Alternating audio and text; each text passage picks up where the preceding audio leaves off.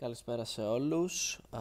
Σήμερα θα μιλήσουμε για τους πραγματικούς αριθμούς και τις πράξεις τους. Δηλαδή θα ξεκινήσουμε στην ουσία το πρώτο μάθημα της τρίτης γυμνασίου. Θα κάνουμε κάποια εισαγωγικά τέλος πάντων.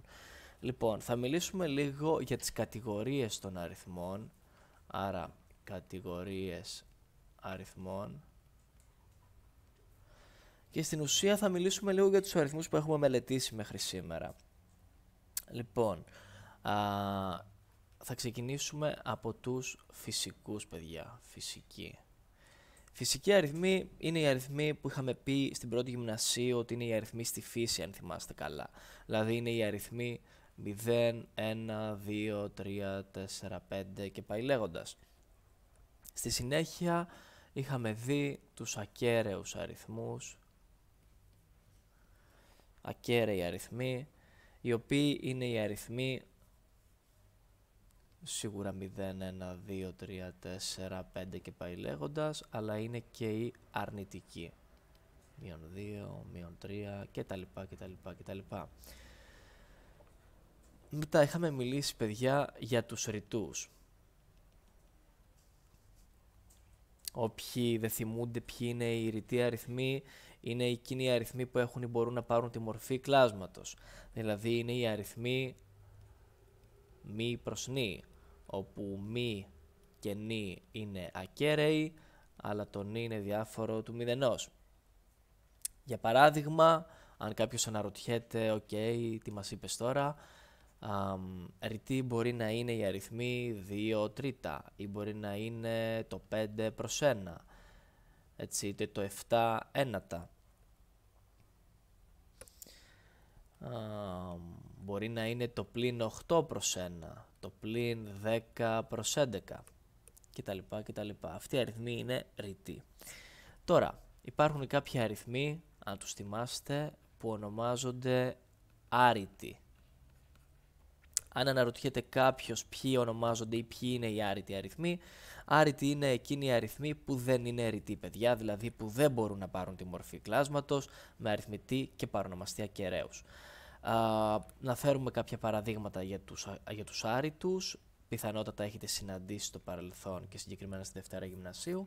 Είναι η ρίζα 2, μπορεί να είναι η ρίζα 5, η ρίζα 11 ή μπορεί να είναι σε όλους που θυμούνται το π, το γνωστό π, το 3,14, αν το θυμάστε, έτσι.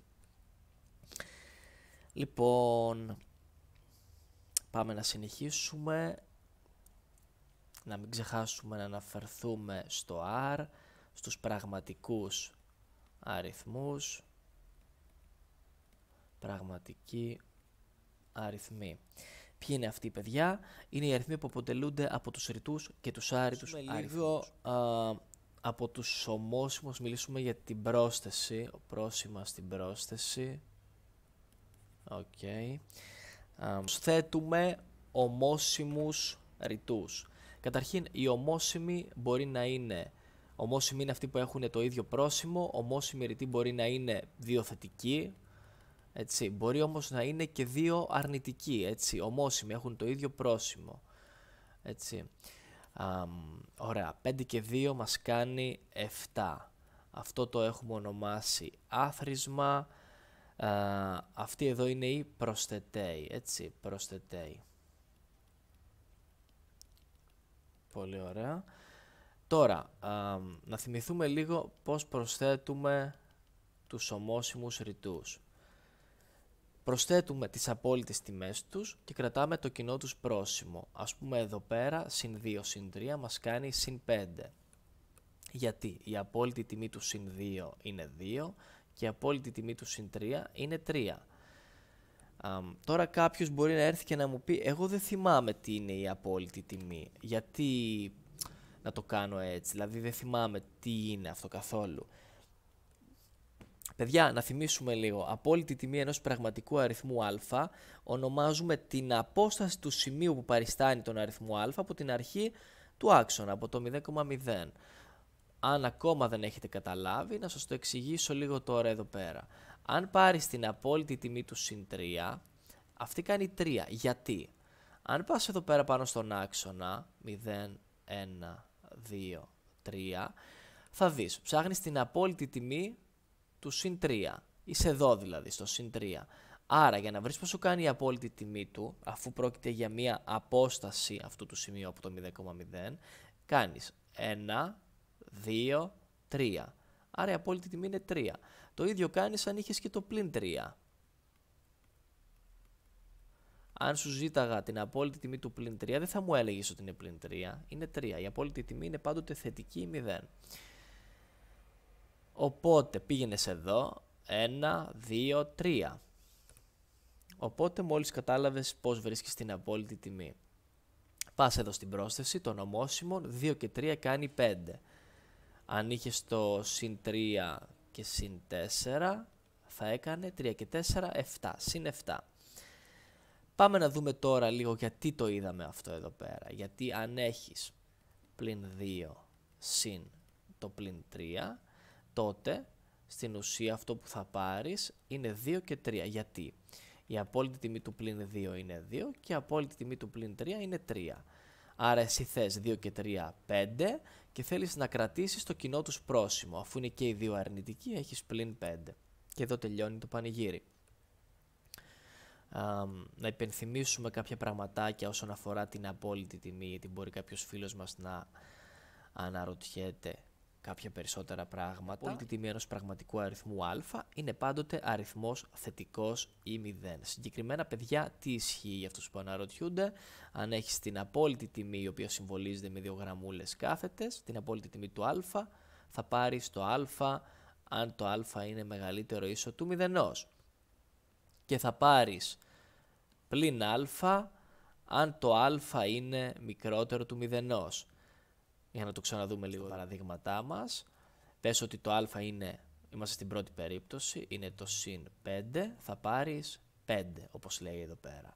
Αν όμως το α είναι αρνητικό, για παράδειγμα πλην 5, θα πάρεις πλην, το πλην, με συγχωρείτε, θα πάρεις πλην το πλην 5, που μας κάνει 5. Άρα είναι πάντοτε θετικό ή 0. Η απόλυτη τιμή του 0 είναι 0. Οπότε αν έρθει κάποιος εδώ πέρα και σου πει να βρεις τις απόλυτες τιμές των αριθμών, π.χ. 3, θα του πεις ότι είναι το 3 όπως είπαμε. Αν έρθει και σου πει πες μου την απόλυτη τιμή του πλην 2, θα του πεις 2. Την απόλυτη τιμή του πλην 10 τρίτα, θα του πεις 10 τρίτα. Αν σου πει την απόλυτη τιμή του 0, θα του πεις είναι 0. Λοιπόν, και αφού είδαμε τους ομόσημους όσον αφορά την πρόσθεση, για να προσθέσουμε τώρα 2 ετερόσημους, αφού πήγαμε στους ετερόσημους, αφαιρούμε τη μικρότερη απόλυτη τιμή από τη μεγαλύτερη και στη διαφορά τους βάζουμε το πρόσημο του αριθμού με τη μεγαλύτερη απόλυτη τιμή. Τι είπε τώρα αυτός? Έλαντε, πάμε να το δούμε σε παράδειγμα. Συν 6 συν 9. Αυτοί εδώ οι δύο αριθμοί είναι ομόσημοι. Οπότε, ομόσημοι θετικοί, 6 και 9, 15 παιδιά. Πάμε να δούμε ετερόσημους. Πλην 8 συν 12. Τι κάνουμε εδώ πέρα? Συν 12 πλην 8 ίσον συν 4. Πάμε να δούμε ένα άλλο παράδειγμα. 4. Πάμε να δούμε το 4 και πλην 9.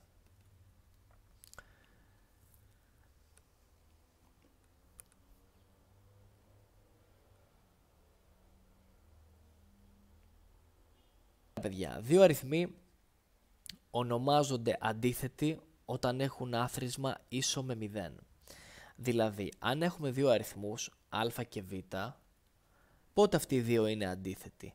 Είναι αντίθετοι όταν α και β είναι ίσο με 0. Δηλαδή, ο αντίθετος του α είναι ο πλην α.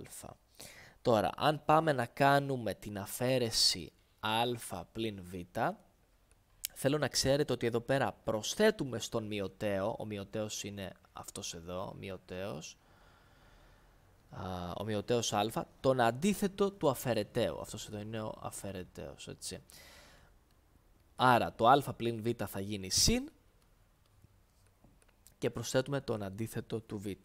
Οπότε, σύμφωνα με αυτήν την ιδιότητα, αν μας πει κάποιος να κάνουμε τις αφαιρέσεις, 5 πλην 11, τότε εσείς θα πείτε 5 συν το πλην 11, παιδιά.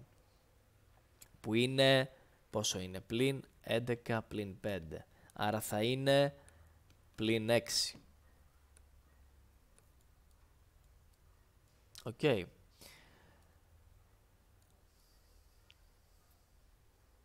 Η απόλυτη τιμή του πλην 11 είναι 11, η απόλυτη τιμή του 5 είναι 5. 11 πλην 5 μας κάνει 6 και κρατάμε το πρόσημο του μεγαλύτερου, της μεγαλύτερης απόλυτης τιμής.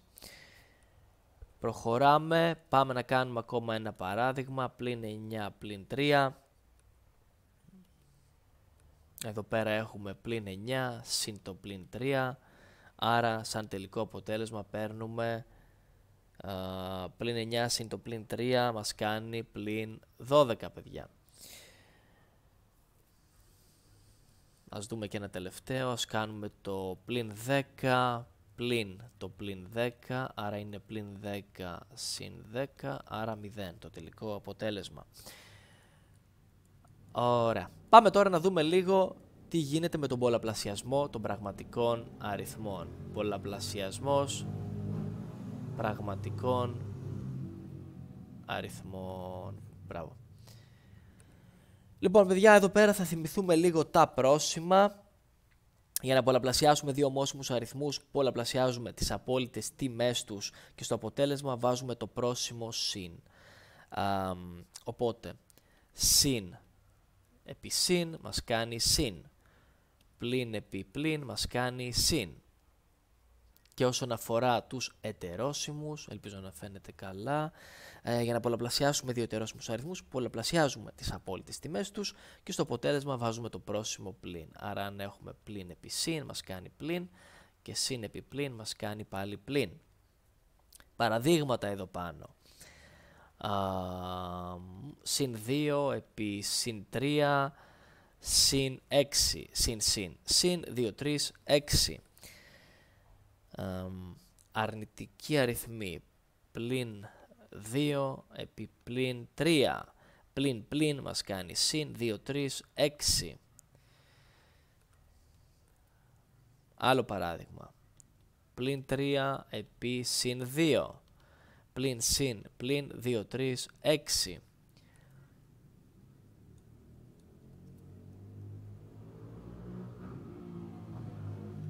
Συν 3 επί πλην 4, συν πλην 3, 4, 12. Νομίζω καλύψαμε όλες τις περιπτώσεις. Ωραία. Τι δεν αναφέραμε? Δεν αναφέραμε ότι αν έχουμε για παράδειγμα 2 επί 5 το οποίο μας κάνει 10, αυτό ονομάζεται γινόμενο. Αυτοί εδώ οι δύο, το 2 και το 5 ονομάζονται παράγοντες. Ας το θυμόμαστε και αυτό. Και τι άλλο μας έχει μείνει? Ναι, να αναφέρω ότι οποιοσδήποτε πραγματικός αριθμός πολλαπλασιαστεί με το 0, παίρνουμε μάλλον 0. Α επί 0. Ας μιλήσουμε λίγο για τους αντίστροφους αριθμούς, δηλαδή ότι δύο μη μηδενικοί αριθμοί ονομάζονται αντίστροφοι. Πότε? Όταν έχουν γινόμενο τη μονάδα και πρέπει να είναι μη μηδενικοί, οπότε αν έχω τον α και το β, αυτοί οι δύο είναι αντίστροφοι όταν μπορούμε να γράψουμε α επί β μας κάνει μονάδα. Ο αντίστροφος του α, παιδιά, είναι ο 1 προς α και ο αντίστροφος του, για παράδειγμα, α προς β είναι ο β προς α. Για να κάνω μία διαίρεση πρέπει πάντοτε ο παρονομαστής να είναι διάφορος του μηδενός, δηλαδή αν έχω α δια β πρέπει ο β να είναι διάφορος του μηδενός, δεν μπορεί ποτέ το β ο παρονομαστής να είναι 0, δεν ορίζεται τέτοια διαίρεση. Τι άλλο? Και ας πούμε και ένα σημαντικό τελευταίο, αν έχω α δια β, τότε αυτό μπορεί να γραφτεί α επί τον αντίστροφο του β, 1 προς β. Ή αλλιώς, αυτό είναι το ίδιο πράγμα με αυτό που θα γράψω εδώ, α προς β, μιας και το κλάσμα στην ουσία είναι διαίρεση, είναι α επί 1 προς β. Ωραία. Αυτά. Και να μην ξεχάσω ένα από τα πιο σημαντικά πράγματα τα οποία δυσκολεύονται πολλοί μαθητές είναι πώς να μετατρέπουμε ένα σύνθετο κλάσμα σε απλό. Πώς γίνεται αυτό, παιδιά? Πάμε να το δούμε. Γραμμή κλάσματος, α προς β, γ προς δ. Άκρη μέση. Λοιπόν, θα πάρετε α δ, β γ. Γινόμενο. Τα άκρα α δ πάνε στον αριθμητή και τα μέσα β γ πάνε στον παρονομαστή. Γινόμενο άκρων όρων, γινόμενο μέσων όρων. Άρα α επί δ προς β επί γ. 4 διά πλην 12. Πώς θα γίνει αυτή η διαίρεση? Θα πάμε εδώ πέρα και θα εφαρμόσουμε, παιδιά, αυτό εδώ το κολπάκι που μάθαμε. Εδώ πέρα. Α δια β μας κάνει α επί 1 προς β. Άρα θα πάμε εδώ πέρα αφού έχουμε α δια β και θα πούμε πλην 4. Τη διαίρεση θα την κάνουμε γινόμενο και το πλην 12 θα γίνει, παιδιά, πλην 1 δωδέκατο. Ίσον. Τώρα θα πάμε λίγο να βγάλουμε λίγο τα πρόσημα. Πλην επί πλην μας κάνει συν. Και τι έχουμε? 4 επί 1, άρα θα γίνει 4 δωδέκατα. Το οποίο αν κάνουμε απλοποίηση, διαιρέσουμε πάνω και κάτω με το 4, θα γίνει συν 1 τρίτο. Ωραίος εδώ. Πάμε να δούμε και ένα δεύτερο παραδειγματάκι. 9 διά πλην 6. Πόσο μας κάνει αυτό? Είναι 9 επί, είπαμε ότι τη διαίρεση την κάνουμε πολλαπλασιασμό, πλην 1 έκτο. Και το β είναι το πλην 6 στην περίπτωσή μας. Παίρνουμε δηλαδή τον αντίστροφό του. Ο αντίστροφος του πλην 6 είναι πλην 1 προς 6. Είπαμε για ποιο λόγο. Πρέπει πάντοτε να κάνει ο πολλαπλασιασμός δύο αριθμών να κάνει μονάδα. Έτσι βρίσκουμε τον αντίστροφο. Οπότε έχουμε πλην επί συν πλην 9 επί 1 9 έκτα. Άρα άμα κάνουμε μία απλοποίηση με το 3 θα βγει πλην 3 δεύτερα. Απλοποίηση. Διαιρώ αριθμητική και παρονομαστή με τον ίδιο αριθμό. Στην περίπτωσή μας με το 3. Πολύ ωραία. Επίσης κάτι τελευταίο πριν φύγουμε εντελώς από εδώ.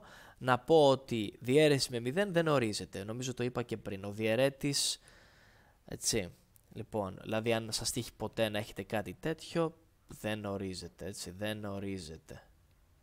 Δεν μπορούμε να έχουμε κάτι τέτοιο, ούτε κάτι τέτοιο. Εντάξει.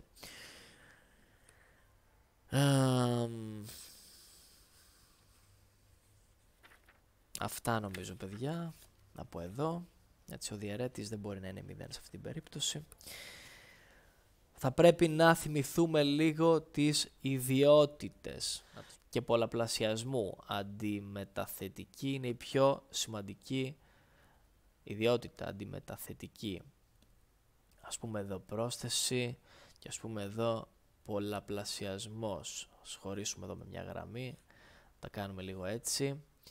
Λοιπόν, αντιμεταθετική στην πρόσθεση, παιδιά. Α και β ίσον β και α.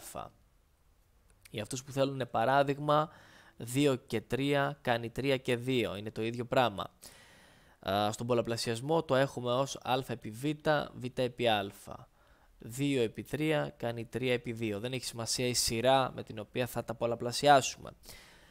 Δεύτερη ιδιότητα είναι η προσετεριστική, παιδιά. Προσετεριστική. Η προσετεριστική στην πρόσθεση είναι α και β και γ ίσον α και β και γ. Αλλάζουν δηλαδή οι παρενθέσεις. Στον πολλαπλασιασμό είναι α επί β επί γ ίσον α επί β επί γ. Παράδειγμα εδώ πέρα, 2 και 3 και 4 ίσον 2 και 3 συν 4. Άμα δείτε είναι σωστό, γιατί 3 και 4 κάνει 7, συν 2 9, 2 και 3 5 και 4 9, 9 ίσον 9.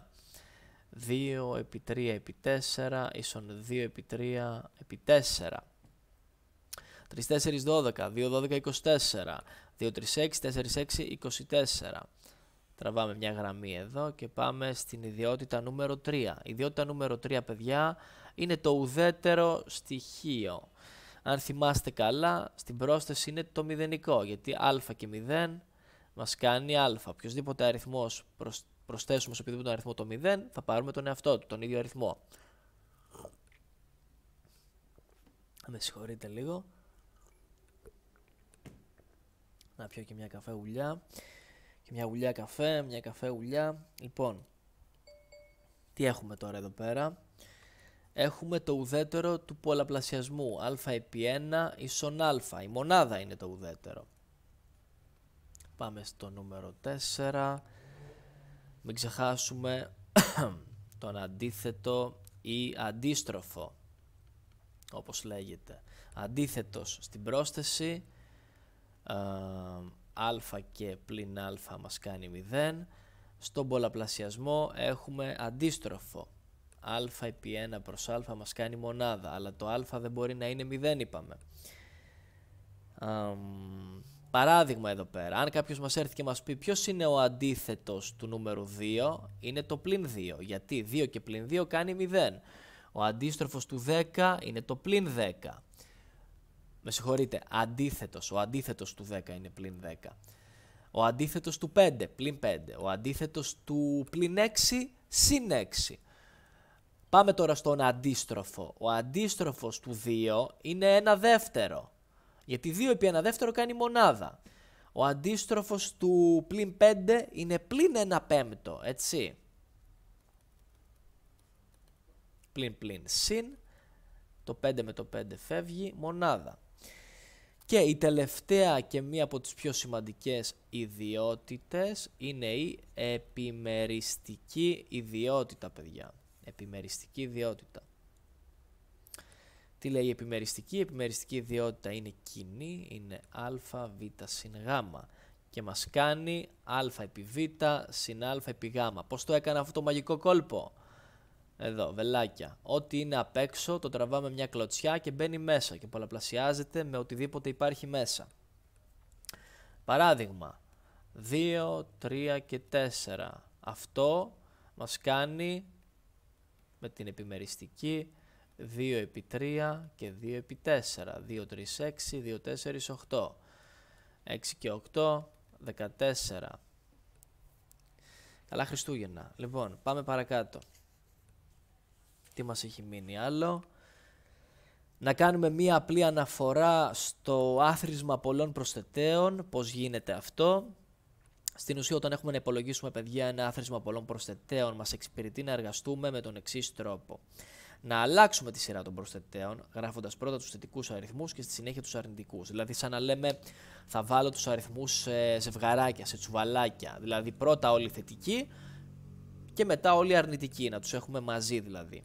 Πώς λέμε, τα ίδια με τα ίδια. Υπολογίζουμε ξεχωριστά το άθροισμα των θετικών και ξεχωριστά το άθροισμα των αρνητικών και προσθέτουμε τα δύο αθροίσματα που βρήκαμε.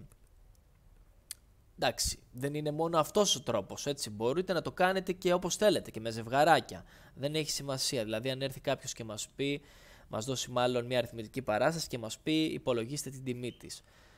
Πλην 7 και 5, πλην 2, πλην 6 και 12 και 3, πλην 10. Τι θα κάνουμε εμείς?